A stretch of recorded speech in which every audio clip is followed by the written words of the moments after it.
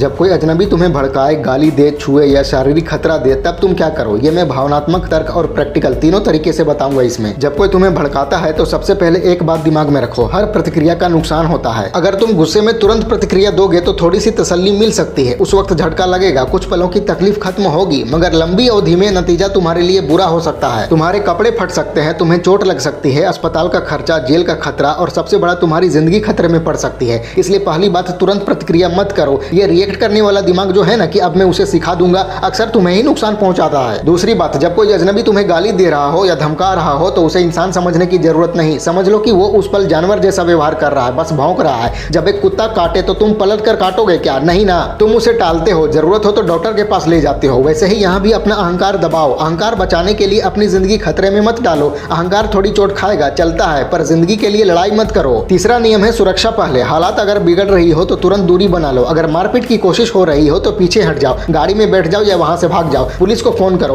और अगर हो सके तो किसी गवाह को बुला लो, किसी से मदद मांगो। बहुत लोग सोचते हैं कि हीरो बनना है, सामना करेंगे, पर अक्सर हीरो बनने की कोशिश ही मुसीबत बन जाती है। फिल्मों और हकीकत में फर्क होता है। असल जिंदगी में दो मिलकर तुम्हें पीट सकते हैं, पांच हो तो सोचो क्या हो सकता है। हीरो बनना जरूरी नहीं, बचना जरूरी है। चौथा, अगर हालात तुम्हारे नियंत्रण से बाहर हो रहे हैं और सामने वाला शारीरिक रूप से खतरनाक हो, मान लो उसके पास हथियार है जैसे चाकू या शीशे का टुकड़ा, तो लड़ना सबसे बेवकूफी भरा फैसला है। हाथ जोड़कर माफी मांग लो, जितना हो सके माहौल शांत करने की कोशिश करो। ये तुम्हारी कमजोरी नहीं, तुम्हारी समझदारी है। अगर बाद में तुम सोचो कि मैंने हाथ जोड़ दिए, मैं कमजोर हो गया, तो वही अहंकार तुम्हें हरा देगा। पर याद रखो, हाथ जोड़ना सिर्फ एक मतलब का तरीका है, लंबी रणनीति नहीं। बाद में शांत होने पर फिर सोचो, शिकायत करो, सबूत जमा करो, यही ठीक रहेगा। पांचवा बिंदु, जब सब सुरक्षित हो जाए तब कार्रवाई करो। अगर तुमने अस्थायी रूप से झुककर अपनी जान बचाई तो बाद में पुलिस रिपोर्ट दर्ज कराओ, वहां लगे कैमरे की रिकॉर्डिंग देखो, गवाहों से पूछो। अगर वही आदमी तुम्हारी रोजमर्रा की जिंदगी में आता है, जैसे ऑफिस का कोई साथी, हॉस्टल का कोई युवक, पड़ोसी, तो तुरंत ऊपर वाले लोगों को बताओ, जैसे प्रबंधक, प्रधानाचार्य या पुलिस। योजना बनाकर सामना करो, सोच समझ कर, जब सामने वाला अकेला हो। और कभी भी अनावश्यक शारीरिक बदला मत लो। किसी को पीटकर थोड़ी खुशी मिल सकती है, पर आगे चलकर मुश्किलें और बढ़ सकती हैं। एक छोटा फॉर्मूला याद रखो, रुको, सुरक्षित करो, योजना बनाओ और आगे बढ़ो। रुको यानी गुस्से में तुरंत प्रतिक्रिया मत करो, सुरक्षित करो यानी अपनी सुरक्षा सुनिश्चित करो, पीछे हटो, पुलिस को बुलाओ, योजना बनाओ यानी बाद में क्या करना है, सबूत कैसे जमा करना है, और फिर आगे बढ़ो यानी तभी कार्रवाई करो जब हालात नियंत्रण में हो और तुम्हारे पास साबित करने लायक चीजें हो।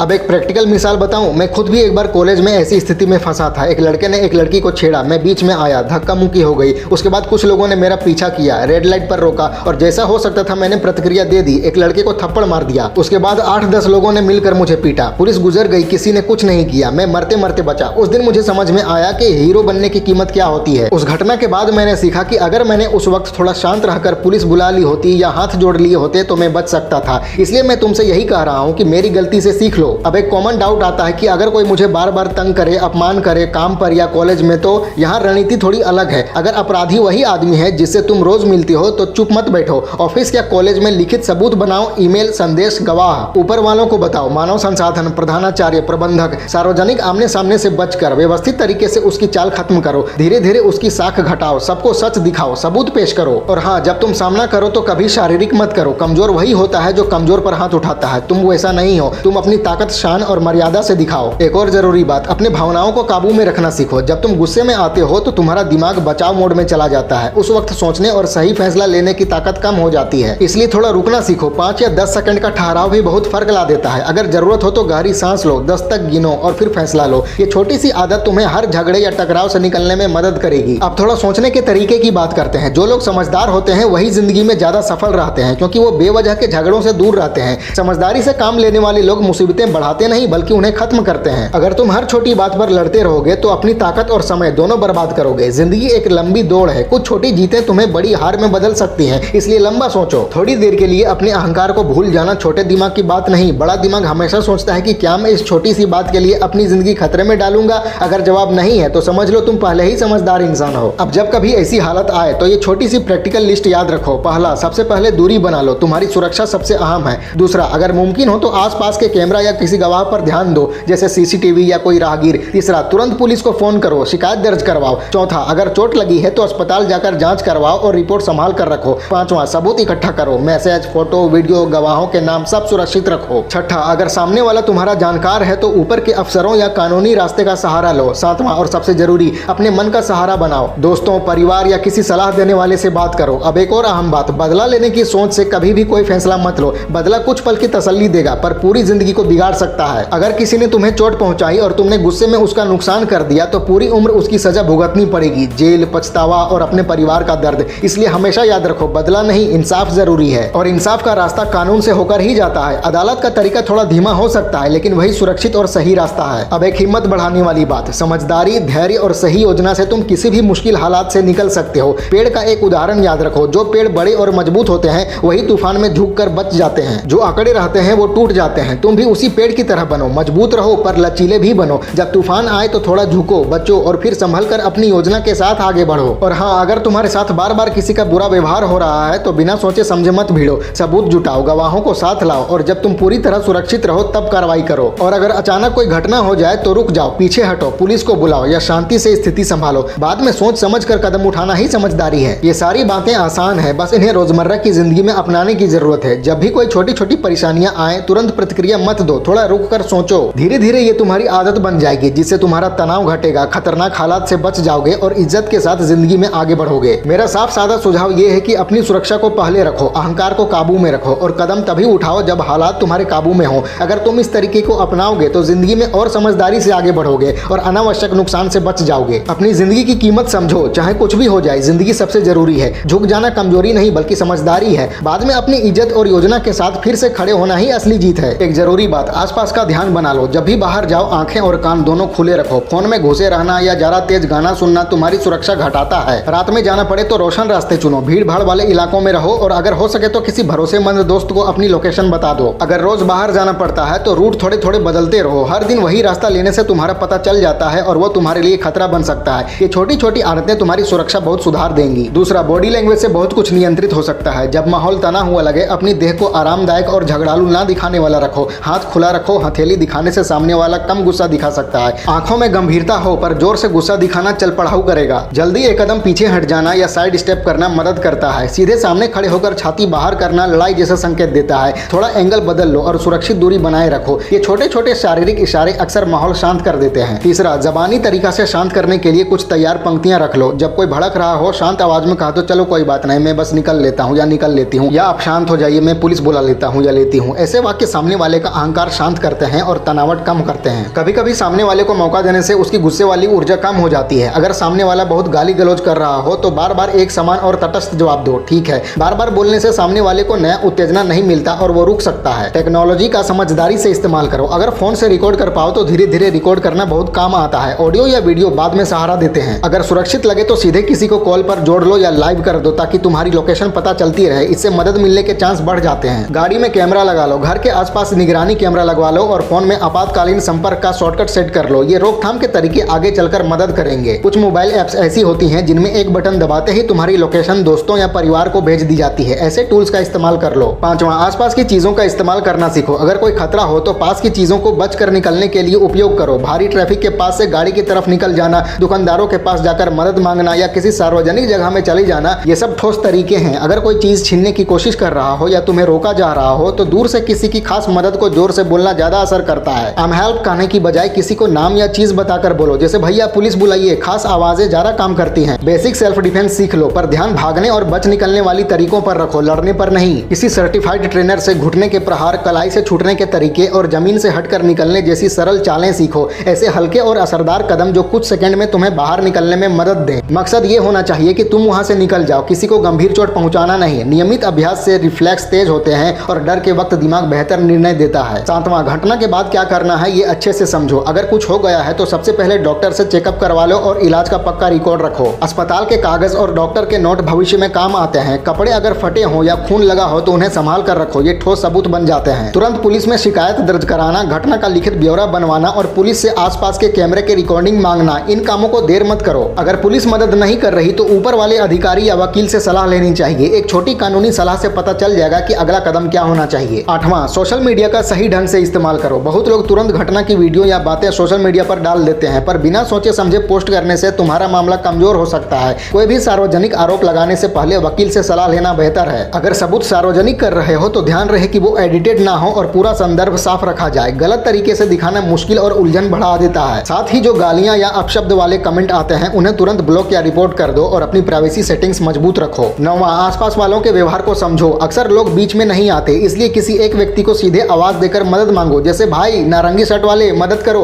किसी खास व्यक्ति को बताने से मदद मिलने की संभावना बढ़ जाती है। कोशिश करो कि मौके पर मौजूद गवाहों से उनका नाम और फोन नंबर ले लो। उनके नाम और फोन शिकायत में लिखवाने से तुम्हारे केस को मजबूती मिलती है। 10वीं बात, मन को संभालना और सलाह लेना। शरीर की सुरक्षा के बाद मन पर पड़े असर को हल्के में मत लो। किसी डरावनी घटना के बाद नींद ना आना, बार बार वही बात याद आना या बेचैनी महसूस होना बहुत आम बात है। किसी सलाहकार या मन के डॉक्टर से बात करना, सांस की कसरत करना, जमीन पर पैर रखकर खुद को संभालने की तकनीकें अपनाना या जरूरत हो तो इलाज लेना, ये सब बिल्कुल सामान्य और जरूरी कदम है। अपने भरोसेमंद लोगों को घटना बताना और उनसे भावनात्मक सहारा लेना भी ठीक होने की प्रक्रिया का हिस्सा है। 11वीं बात, अपने मोहल्ले की सुरक्षा के लिए मिलकर कदम उठाओ। अगर आसपास बार बार कोई परेशानी हो रही है तो मोहल्ले के लोगों की बैठक बुलाओ, पास के पुलिस स्टेशन से संपर्क रखो और सड़क की सुरक्षा के लिए पहल करो, जैसे अच्छे लाइट लगवाना, कैमरे लगवाना या पहरा रखने की योजना बनाना। ये लंबे समय के हल हैं। स्कूलों और कॉलेजों में आत्म सुरक्षा की कक्षा रखवाई जा सकती है, इससे सबके अंदर सुरक्षा की समझ बढ़ती है। 12वीं बात, FIR के अलावा भी कानूनी मददें हैं। अगर कोई बार बार परेशान कर रहा हो तो रोक आदेश यानी रेस्ट्रेनिंग ऑर्डर या सख्त शिकायत के अलावा और भी कानूनी रास्ते होते हैं। अगर पैसों की या जानकारी की कमी है तो मुफ्त कानूनी सहायता देने वाले संगठन या NGO से मदद लो। घटना से जुड़ी सारी चीजें जैसे संदेश, गवाहों के बयान, डॉक्टर की रिपोर्ट संभाल कर रखो। ये सब अदालत में तुम्हारे लिए मजबूत सबूत बनते हैं। 13वीं बात, पहले से अभ्यास करो। ये बात बहुत काम की है। किसी दोस्त के साथ अलग अलग हालात की नकल करके अभ्यास करो। सड़क पर झगड़ालू इंसान, गुस्से वाला ड्राइवर या ऑफिस में बदतमीज साथी, ऐसी स्थितियों का अभ्यास करने से तुम्हारे अंदर का डर घटता है और दिमाग अपने आप सही कदम उठाना सीखता है। बार बार अभ्यास करने से आत्मविश्वास बढ़ता है और असली हालात में घबराहट कम होती है। 14वीं और आखिरी बात, समझदारी और साफ सोच बनाए रखो। कई बार झगड़े सिर्फ गलतफहमी से बढ़ जाते हैं। अगर सामने वाला व्यक्ति सुनने लायक हो तो शांति से उसकी बात सुनो। हो सकता है बात वहीं सुलझ जाए, लेकिन अगर जानबूझकर गाली, धमकी या हाथ उठाने जैसी बात हो तो दया दिखाना या समझाना सही नहीं। सबसे पहले अपनी सुरक्षा जरूरी है, उसके बाद न्याय। तो ये सब बातें जैसे अपने आसपास का ध्यान रखना, देह के हाव भाव को संभालना, शांत बोलना, तकनीक का सही इस्तेमाल, आत्म सुरक्षा की चालें, घटना के बाद के जरूरी कदम, मन की देखभाल, समाज की मदद और अभ्यास, अगर तुम रोजमर्रा की जिंदगी में अपनाते हो तो ना सिर्फ मुश्किल हालात से बच पाओगे बल्कि अपनी पूरी जिंदगी को ज्यादा सुरक्षित और शांत बना पाओगे। शुरुआत में कुछ बातें अजीब लगेंगी पर धीरे धीरे ये तुम्हारी आदत बन जाएंगी और तुम हर स्थिति में मजबूती से खड़े रहोगे। फैला दो पूरा। वीडियो अच्छी लगे तो लाइक करो, कमेंट करो और चैनल को सब्सक्राइब करके बेल आइकन जरूर दबा लेना। मिलते हैं अगले वीडियो में। Wish you all the very best.